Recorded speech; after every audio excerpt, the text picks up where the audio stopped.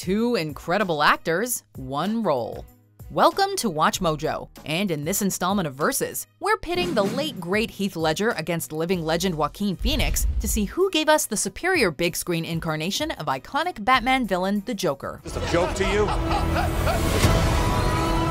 Come along as we evaluate a wide range of categories to determine which interpretation of the clown prince of crime reigns supreme. I'm gonna make this pencil disappear. It's gone. Round 1. Costume and makeup. There are a lot of contributing factors that go into making the Joker such a timeless bad guy and enduring pop culture figure, but there's no denying that his trademark look ranks pretty highly on that list. For his 2019 take on the character, director Todd Phillips borrowed some elements directly from the comics, while also taking a few notable liberties. Phoenix sports Joker's trademark purple suit, complete with the orange-yellow vest and blue-green accents. It's perfect.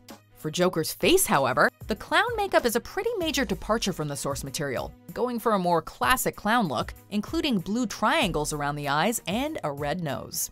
When you bring me out, can you introduce me as Joker? In adapting the Joker for his grounded and gritty take on the Batman mythology, director Christopher Nolan arguably took even greater liberties with Joker's aesthetic. Good evening, ladies and gentlemen. Purple is still the character's go-to color, but the coat is longer, more of a purple overcoat than a traditional suit jacket or tailcoat. In the comics, the Joker's face is permanently white, but Ledger's version of the character is clearly wearing makeup, which visibly smudges throughout the film. Perhaps most notable, however, is the addition of Glasgow smile scars, which he accentuates with red makeup to create his twisted smile. He sticks the blade in my mouth. Let's put a smile on that face. Neither of these takes on the Joker's aesthetic feels quite as comic accurate as Jack Nicholson's, and that's okay. Daddy's going to make some art, darling.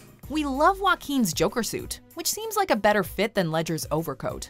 But when it comes to deviations from the source material, Ledger's seem more effective, the scars in particular feeling like a better choice than Phoenix's traditional clown makeup.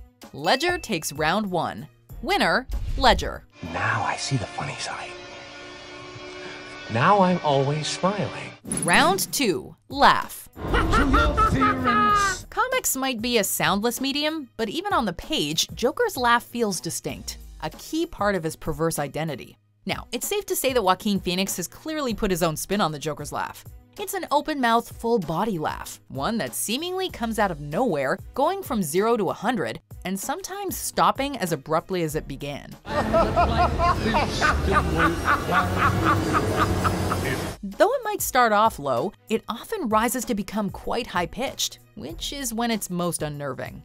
When Arthur is particularly uncomfortable, however, it's high-pitched right from the get-go. And that's arguably the most interesting aspect of this interpretation of the laugh. It's actually a nervous tic that predates Arthur's Joker identity. Before Phoenix, Ledger similarly put his own stamp on the Joker's signature laugh. What's most intriguing about his particular take on it is that the character seems so self-aware of his laughter. He twists the laugh and changes it depending on the situation. Sometimes it's low and ominous, other times it's a high-pitched rasp. When he walks into the crime boss meeting to perform his pencil trick, he even fake laughs, which is something the Joker isn't particularly known for. But that's what makes Ledger's laugh so distinct. He's not just a madman who loves to laugh. He's a madman who wields his laugh like a weapon, a tool to scare and unnerve others. When most people imagine the Joker's laugh, it's Mark Hamill's animated iteration that comes to mind.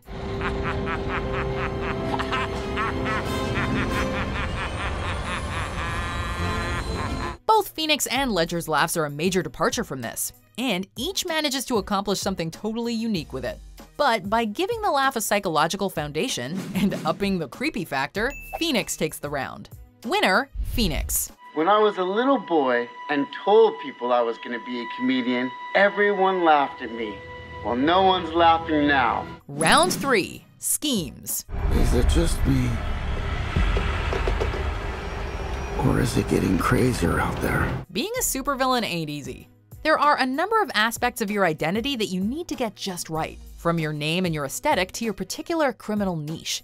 The Joker, even more so than most supervillains, is known for his elaborate, larger-than-life and needlessly convoluted plots.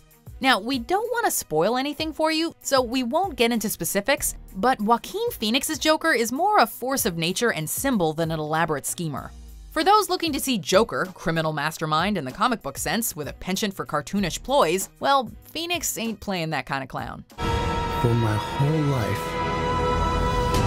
I didn't know if I even really existed. But I do. Heath Ledger's take on the character was undeniably a major departure from his comic book counterpart, and this equally applies to his scheming ways. It's simple. We kill the Batman. His version wasn't interested in clown-themed plots, smiley faces, or poison laughing gas. But for all the colorful theatrics Nolan stripped away from the character, his preference for cruel games nonetheless felt very true to the character. Do I really look like a guy with a plan? You know what I am? I'm a dog chasing cars. I wouldn't know what to do with one if I caught it. You know, I just do things. Throughout the film, Joker sets up multiple scenarios that would have done his comic book counterpart proud, from the fairy experiment to his double kidnapping of Rachel and Dent. Your friend, the district attorney, or his blushing bride to be. His deadly shenanigans, like the opening bank robbery, represent exactly the sort of planning we expect from the Clown Prince of Crime. What happened to the rest of the guys? Costume and makeup aside, neither Ledger nor Phoenix's Joker seems to have embraced the character's more carnivalesque side. But between the two, Ledger's Joker definitely showcases a greater aptitude for comic book-worthy schemes, whereas Phoenix's Joker is on more of a personal criminal journey. Winner, Ledger. Round 4, Psychology and Motivations. As Arthur Fleck and eventually the Joker, Joaquin Phoenix is magnetic.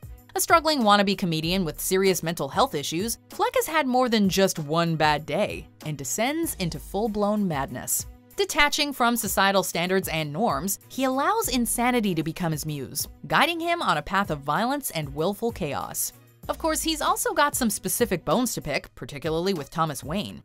Phoenix fully inhabits this role, and by dialing the crazy up to 11, delivers an awe-inspiring performance, making this character, no matter how sick, feel fully fleshed out. My mother always tells me to smile and put on a happy face. Alfred said it best. Some men just want to watch the world burn. Heath Ledger's Joker, like his comic book counterpart, is wholly disinterested in material goods or wealth. He is an agent of chaos, pure and simple. To him, order is a construct, or rather an illusion, and he wants to prove that the world is in fact every bit as crazy and unpredictable as he is. You remind me of my father. I hated my father. In many ways, he sees himself as the hero, an emissary for a harsh, nihilistic truth in a society obsessed with imposing order. The thing is, though he can be erratic, he's also quite lucid, which is just what makes his motivations so terrifying. Heath Ledger undeniably took the Joker to unprecedented cinematic heights by really making his psychology one that we wanted to dissect and analyze. But Batman remains the central figure, whereas 2019's Joker is a character study dedicated to Arthur's twisted mind, which Phoenix does a masterful job bringing to life. Joaquin earns another point. Winner, Phoenix. People are starting to notice. Before we continue, be sure to subscribe to our channel and ring the bell to get notified about our latest videos. You have the option to be notified for occasional videos or all of them. If you're on your phone, make sure you go into your settings and switch on notifications. Round 5, Voice. I used to think that my life was a tragedy. Now, some might argue that it's redundant to compare voices considering we already talked about Phoenix and Ledger's respective laughs. But the Joker's voice and laugh are two very different beasts, each playing a big part in his identity. Many actors have given voice to the Joker over the years, but no one has ever gone in quite such a unique direction as Phoenix. You don't listen, do you? You just ask the same questions every week. He makes the Joker come across as quiet and soft-spoken, speaking in a polite and delicate manner that's somehow scarier than the typical villain snarl. It's a real testament to the concept of less is more. That being said, some fans might be thrown by just how significant of a departure it is from the conventional Joker voice. All I have are negative thoughts. When Heath Ledger voiced Joker, he went for something a bit more villain-appropriate, but he nonetheless managed to make it feel distinct from Joker's past and future. While playing the role, Heath Ledger is constantly manipulating his voice. Much like every aspect of his character, especially his backstory, Joker's voice is hard to pin down. Sometimes it's low and gravelly. Why so serious? Sometimes it's quiet, almost empathetic. I don't want there to be any hard feelings between us, Harvey. But it can also explode into a violent, almost animalistic roar. Regardless of his tone, inflection, pitch, or volume, Ledger maintains a maniacal edge, one that makes you hang onto his every word. You see, in their last moments, people show you who they really are. This was a tough one. As compelling, unique, and unnerving as Joaquin Phoenix's Joker voice was, it didn't always feel like Joker.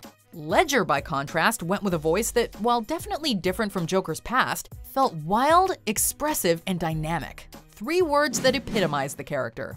And so he takes the final round, and with that, the competition. But it sure was close, and Phoenix's performance deserves immense praise. Winner, Ledger. I think you and I are destined to do this forever. Do you agree with our picks? Check out this other recent clip from WatchMojo, and be sure to subscribe and ring the bell to be notified about our latest videos.